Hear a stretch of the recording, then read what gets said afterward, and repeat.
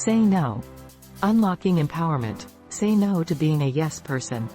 Welcome back to our channel, Relative Psychology, where we dive headfirst into the maze of human relationships, emotions, and behaviors. Today, we're tackling a topic close to my heart, the whirlwind of emotions that come with being a yes person. Do you often find yourself as the go-to for everyone's wants and needs?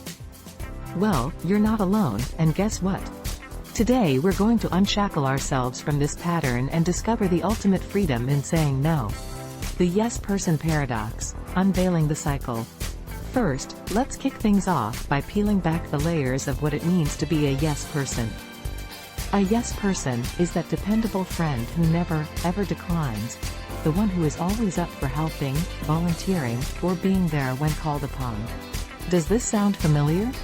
With that said, let's get right into the psychological theory that makes us gravitate toward this role. Have you ever heard of the pleaser, or people-pleasing, tendency? What it is this. It's the stuff that molds us into perpetual, yes-givers. We're talking about a deep, unyielding need for approval, coupled with a fear of rejection or conflict. Believe it or not, this is all shaped by some of our earliest experiences and societal pressures. Imagine, if you will, those childhood dynamics where we were rewarded for being good and agreeable. Remember those? Well, over time, this shapes our desire to be liked, making it difficult to say no, even when it's necessary. And guess what? This desire for approval intertwines with codependency. Picture it as a tug-of-war between meeting others' needs and losing ourselves in the process. Our boundaries blur, leading to a cycle of victim of convenience situations. So, how do we begin breaking this cycle and saying no with a heart full of empowerment? Stay tuned on this quest for self-discovery, because we're about to figure it out. But hey, don't let me do all the talking, I want to hear your thoughts too. Share your yes person tales or your strategies for breaking free in the comments below. Let's build a community of empowerment. Now, let's get started. The emotional toll of being a yes person. In this segment, we're going to take a close look into the emotional roller coaster that yes person behavior can trigger. Imagine, if you will, that saying yes to every request, every time, may seem of noble character. But can you really fathom the extreme toll this kind of nobility takes on one's emotional well-being? It can be exhausting, actually. When you're constantly in yes mode, you may at times end up feeling overwhelmed, stressed, and even resentful. It's a fact that as yes people, we often put others' needs ahead of our own, leaving us feeling drained and feeling like our own needs just don't matter. It can sometimes even leave us feeling depressed or down in the dumps for a time. But fear not. Awareness is the first step to change. By recognizing the emotional impact of this behavior, we're opening the door to transformation. Unveiling the reasons behind the behavior. Let's continue our journey now by exploring the reasons why we become yes people in the first place. It's not just about being too nice. To find the answers, there's a psychological labyrinth we'll need to navigate.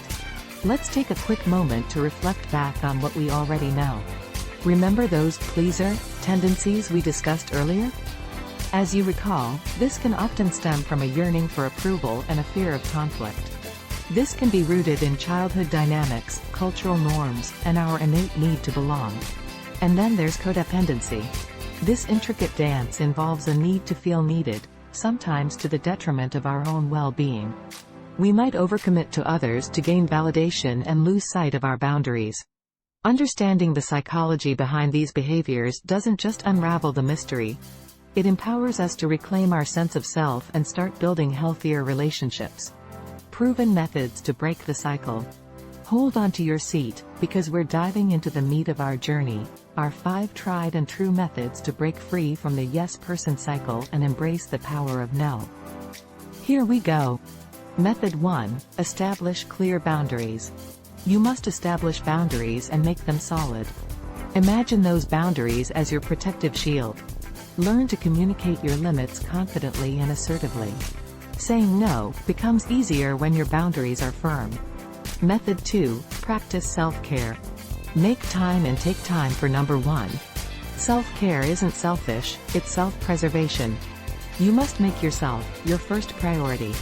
Embrace activities that rejuvenate your mind, body, and spirit. You will feel amazing, I guarantee it. Remember, you can't pour water from an empty cup. Method 3. Use I statements. Saying no doesn't have to be a stage for nervousness, nor should it feel confrontational. In fact, once you get through it a few times, it will feel as natural as saying yes. To begin this process, start employing I statements to express your feelings and needs. This helps maintain a personal need for understanding while setting limits.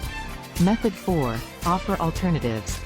If you can't say yes, you may decide to offer an alternative that works for you.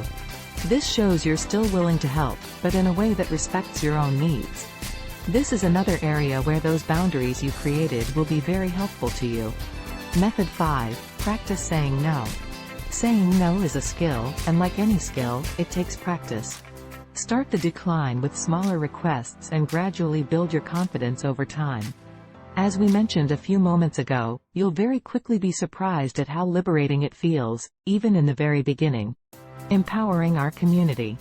As we wrap up, I'd like to invite you to connect with us and share some of your own experiences. Have you been a yes person? Or maybe you've already embarked on the journey to say no more often? Drop your thoughts in the comments below and let's uplift each other.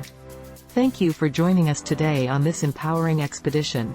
Remember, breaking the yes person cycle isn't just about saying no. It's about saying yes to your own personal needs, which are essential well-being and growth.